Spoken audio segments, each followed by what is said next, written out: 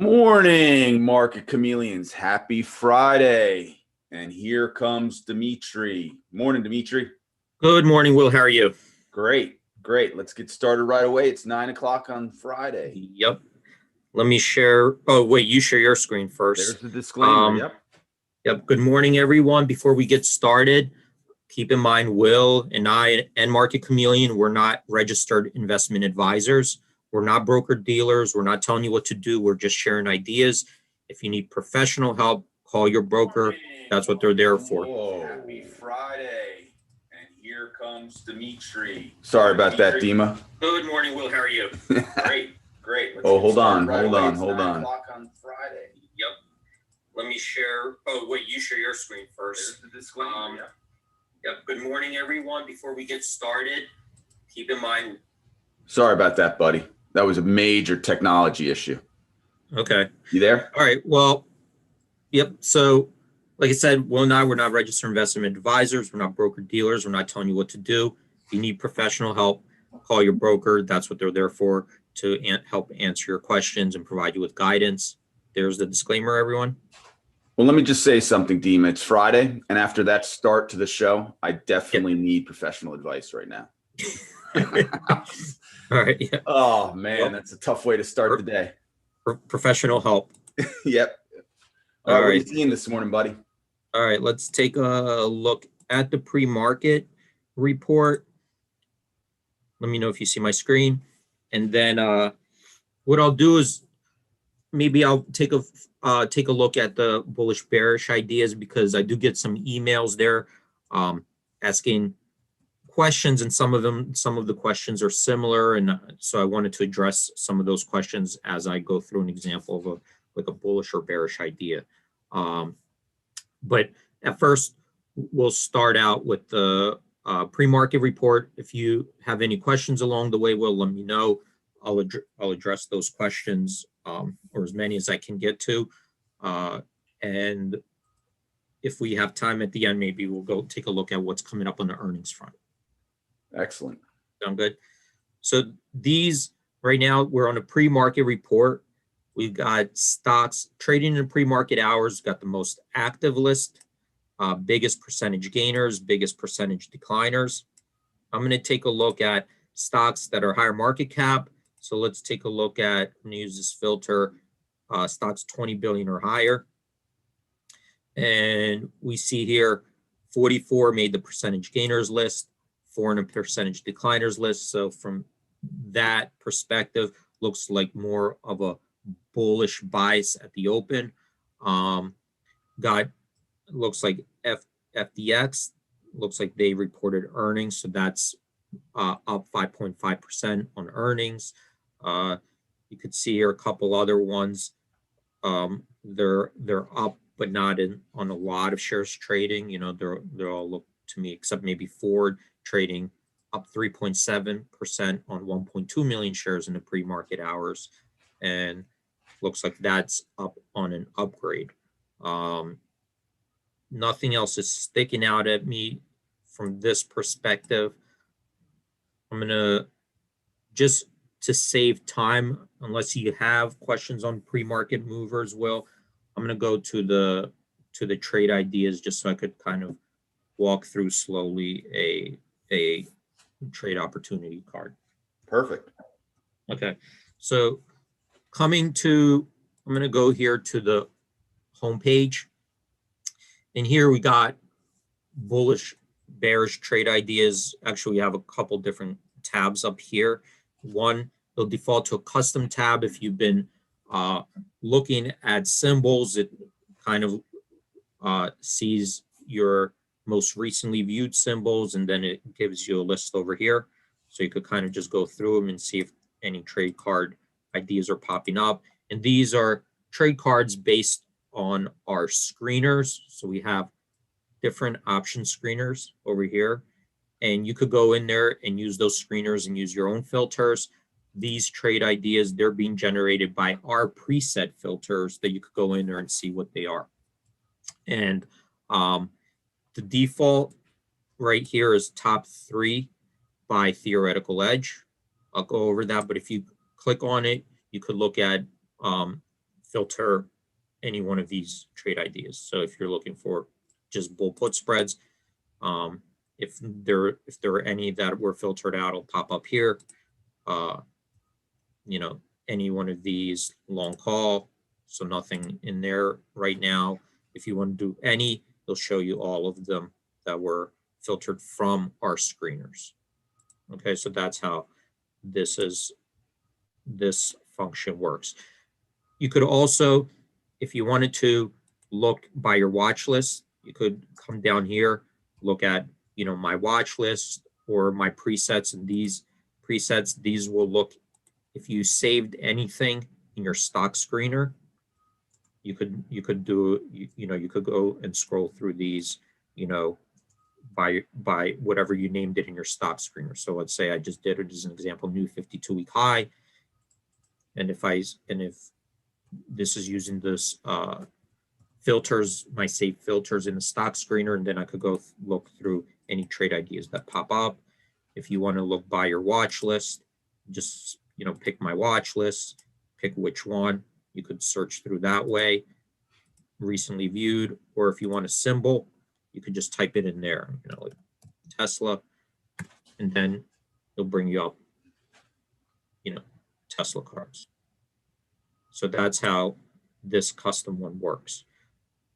Then you got other ones that are here, most active options. So this is a list of the top 10 most active by option volume. Then we got seasonality bullish opportunities, bearish opportunities.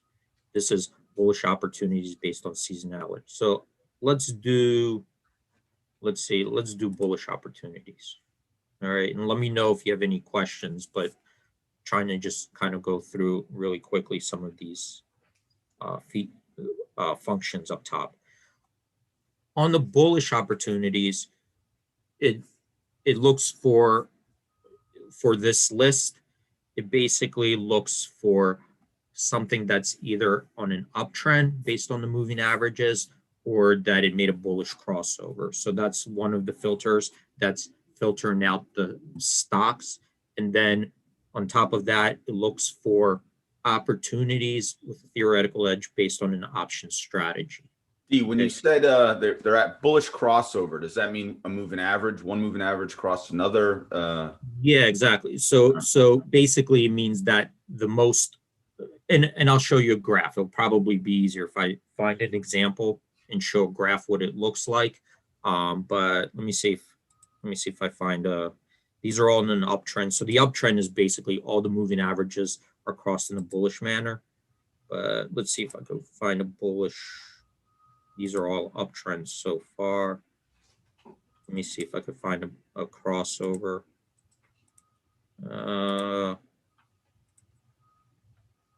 So these are all so far an uptrend. If I find, I'll find one and I'll show you. But basically, it's where the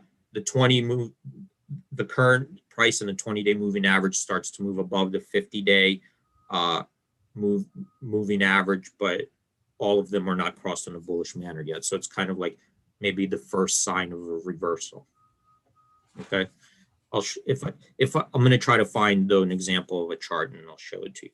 Great. On top of that, it's looking for a bullish option strategy that has a theoretical edge. So these are the questions kind of like sometimes that come up, like, you know, here, like for example, here, let me do one. Let me do like let's do Oracle. Because it has like 3 different ones. So it has a bull put spread, and here in the bull put spread, it's telling us that the strategy selling the April 16, 67.5 put, buying the April 65 put. So this is a bull put spread. We're selling a put spread, right? That's has a bullish bias for $1.16 credit. We think it's worth 49 cents.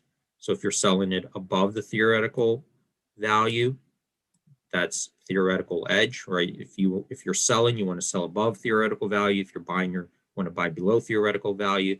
So that's a 49.7% theoretical edge and an 81% theoretical historical win rate. So the questions that I've been getting, throughout time as well, how do I capture this 81%? Or is this 81% a prediction? So it's not a prediction. There's no way to capture it.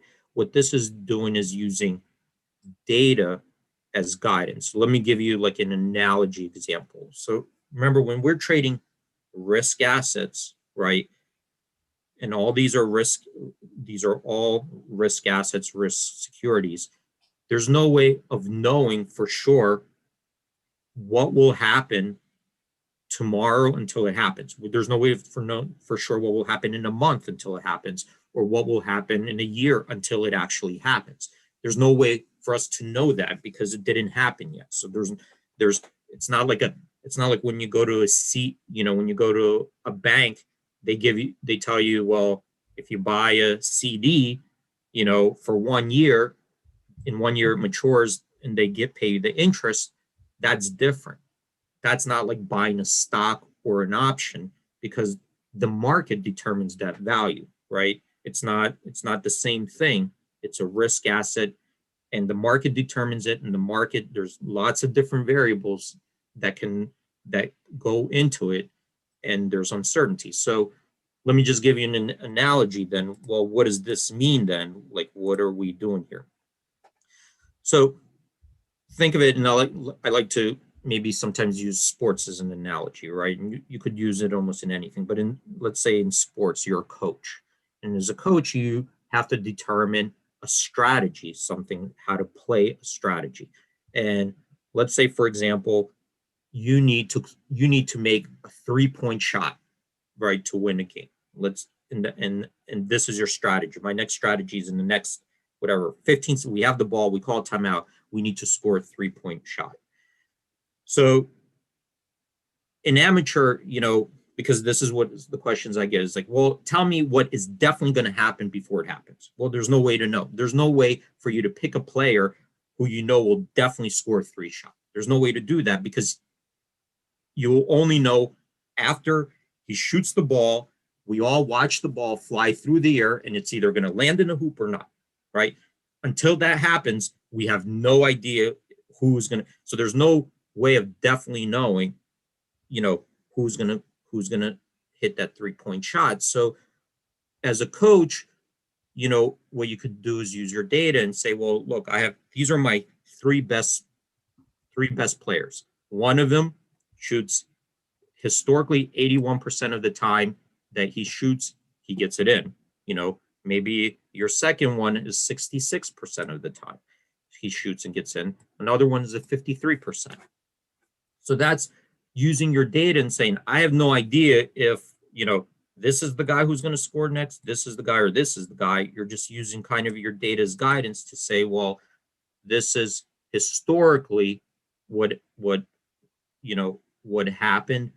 And then it helps guide your decision. Now, lots of different variables will start going into that as well, because as a coach, right, lots of different things could happen. Maybe the person who usually passes the ball is not there, and if the pass isn't correct, the ball might not ever even get into the hands of that player, or the other team knows, that this is your best 3-point shooter, and they double team him. And if that happens, maybe your odds actually improve here than here. So remember, you're just using your data as guidance to put you in a situation where you think, these are my best chances, my best odds. These look good, where I have a theoretical edge.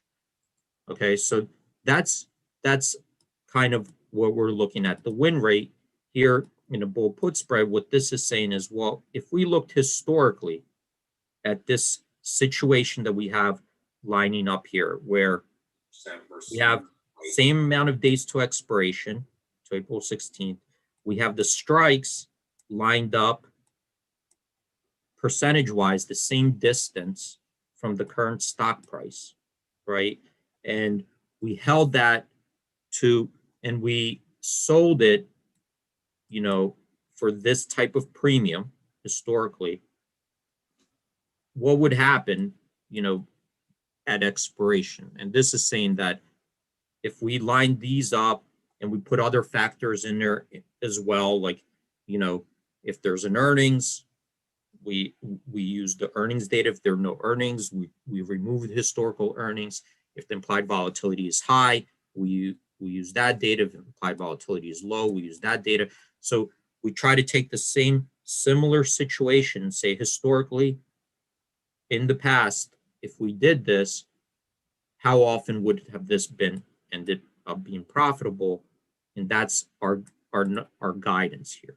Okay, is it people understanding that it's not a prediction? It's just a historical guidance. Yeah, that they seem to know it. Actually, other than moving averages, what other technical indicators? So we got another question just popped in, and he's asking, other than moving averages, what are other technical indicators that are used to determine bullish and bearish in the cards? Right. I guess he's asking. Okay, so we'll go to that. So we'll go and look at some other indicators. But before we do that, I just want to explain this. Okay, then. So what does this mean, theoretical value? Well, the theoretical value, if I had to give an analogy, let's say, again, let's stick with the basketball. And I'm just going to kind of just look at these numbers. And let's say in the next quarter, right? In the next quarter in basket, you have 1 quarter left. There's 4 quarters in basketball, and you need to score 57 points, right? You're like I believe that we need to score at least 57 points, to have a shot at winning the game. Well, maybe you have one player that on average per quarter scores 66 points historically, right? So that's how kind of you're looking at, well, if on average he scores 66 and we need 57, then there might be a theoretical edge, right? Because if you put in a player that scores 13 points on average, your chances based on historical numbers are lower than somebody 66. So that's and you don't know what's going to happen. He could end up scoring 0, but what you're doing is using that data as guidance to improve your chances and your odds, right? But there's no way, of actually just exactly capturing it. You're just using that, as a strategy to help strategize.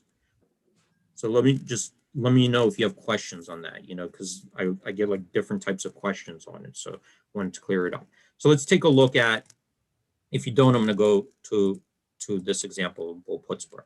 Yeah, you can go to it. Nothing's popped up yet. Okay.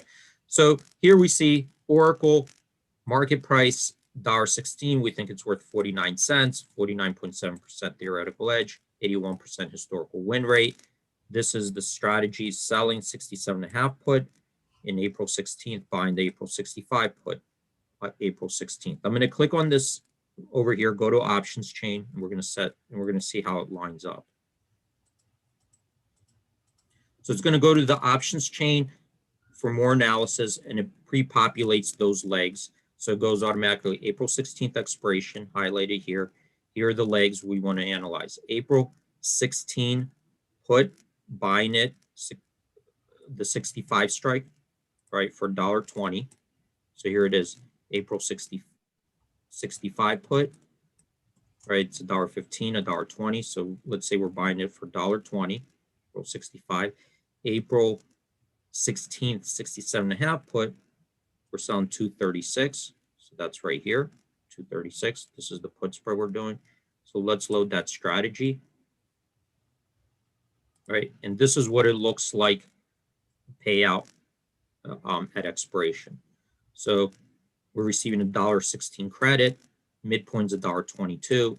Keep in mind, you always want to make sure you're referencing those numbers, because the further away you get an execution from the midpoint, the more fee you're paying to execute it. So if you could sell it at $1.22, that's great, because that's kind of the midpoint, the immediate fair market, value.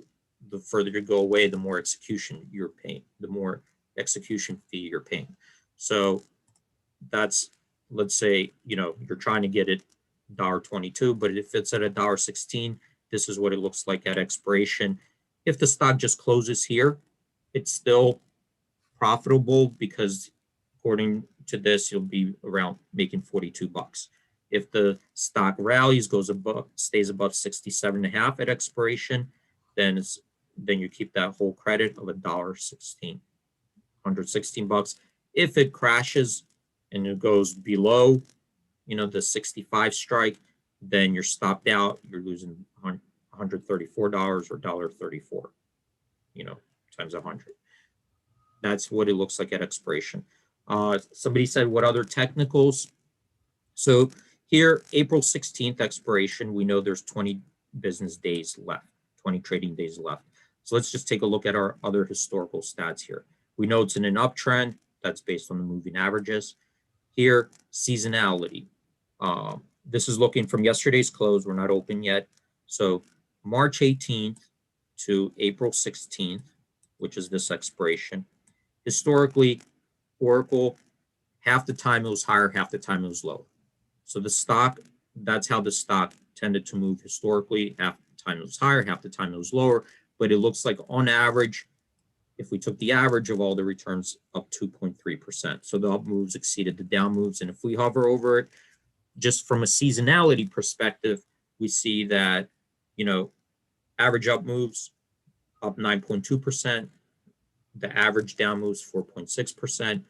Its best return 21.2%. Its worst return, the drawdown, 11.5% on a seasonality basis.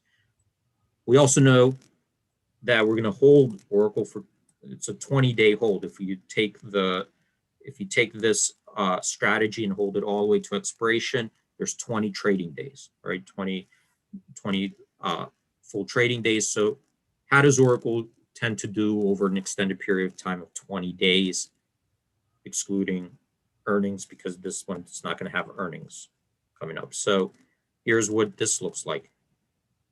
66% of the time over a 20-day period, Oracle's higher, the other, it's lower. On average, it gained 1.1%. The average up move 4.3%, average down move 5%. But keep in mind, it went up more often than down. Best return 15.3% over a 20-day hold. Worst down 13.4%. Just using, I believe, 6 years of data or 4 years of data. Okay, so that's the historical max drawdown, 13.4% over 20-day hold.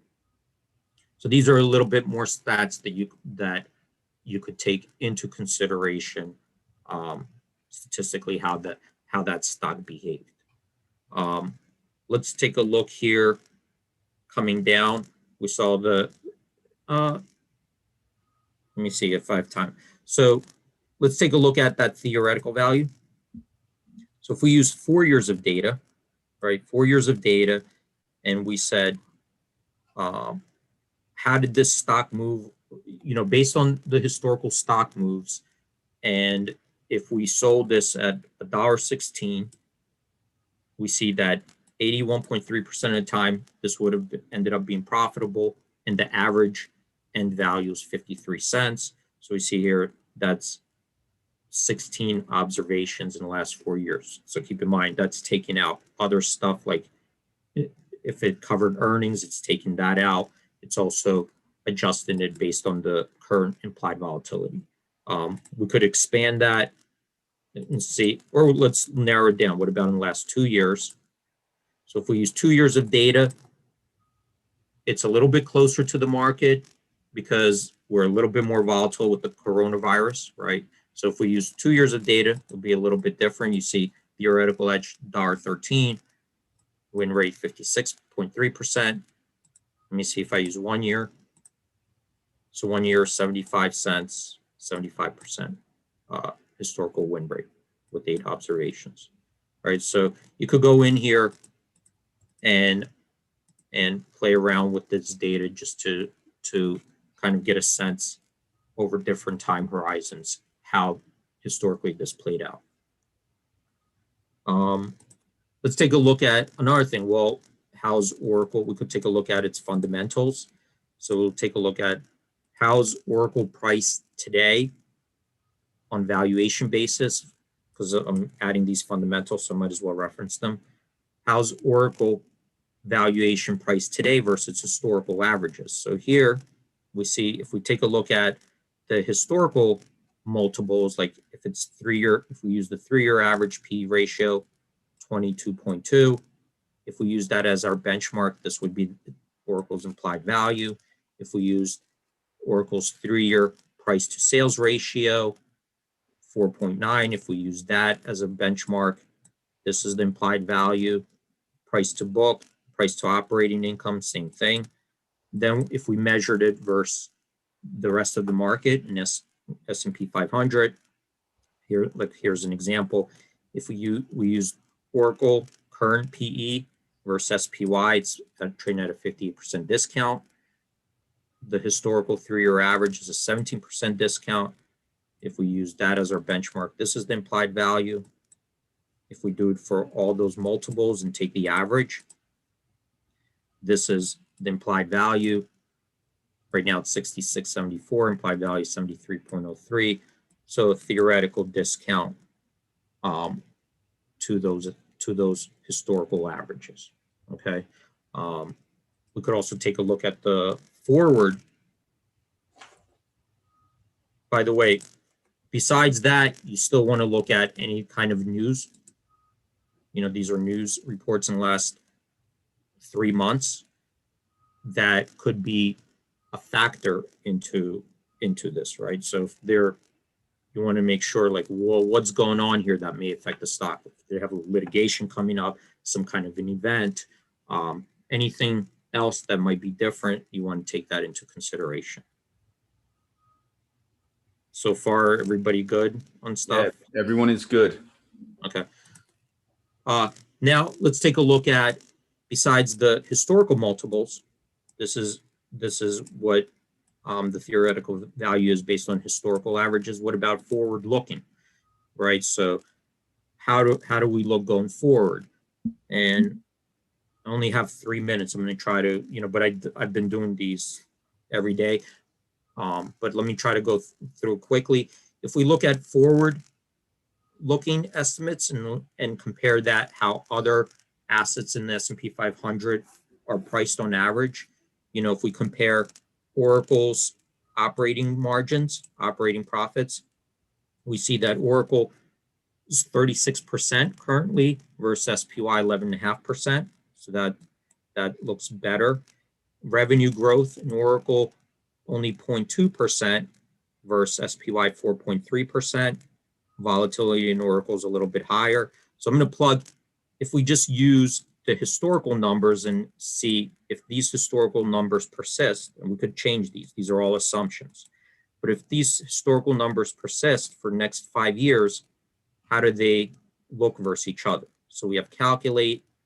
We took a look at the results, and we see here that in SPY, here's the market cap, here's the revenue. So if we bought all the stocks in the S&P 500, 36.1 trillion, it would cost us, but we would receive in revenue 12.2 trillion, right? Based on trailing 12 months. Oracle bought all the stock, market cap 192 billion, its revenue 39.7 billion. So how does this look going forward 5 years? So if we estimated S&P 500 revenues will grow at 4.3% a year. So this would be each year how the revenue would grow to what level. If Oracle just basically grew at 0.2% per year, this is how its revenue would grow each year.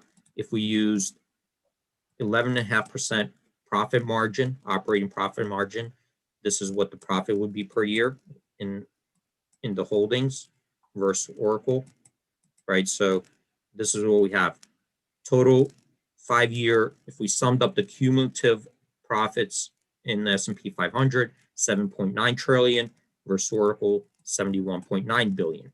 Market cap, 36.1 trillion in S&P versus 192.4 billion in Oracle. So that's a 22% return in the S&P versus 37.3% return in Oracle. So we see here, right? This is Oracle's market cap versus 5-year cumulative profits versus S&P.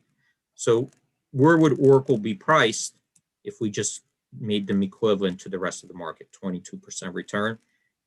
So that would be the implied value, 113.35. So you could see that would be a big discount if these numbers, going forward, these are all estimates, persisted, right? So that's really quickly that model. So really quickly, just wanted to show trade card, theoretical edge and win rate. We looked at statistical analysis using seasonality, hold period. We looked at theoretical edge using different time horizons. We also looked at the fundamental analysis to see where we think the implied value of Oracle is. So, and we took a look at where we could look back 3 months of news where the stock moved to gauge any type of news events that are important that may impact the stock going forward. Again, all we're trying to do is see if we could create a strategy or position that we think is more likely to win or more favorable. Hopefully that helps. That was like an encyclopedia of knowledge, D. That was awesome. And it's right. a minute into the trading day. Thanks for joining us, everyone. Great job, Dima. Thanks, everyone. Thanks for joining. Have a great trading day. Stay safe out there. Hope to see you guys on Monday. All right. Have a great trading day,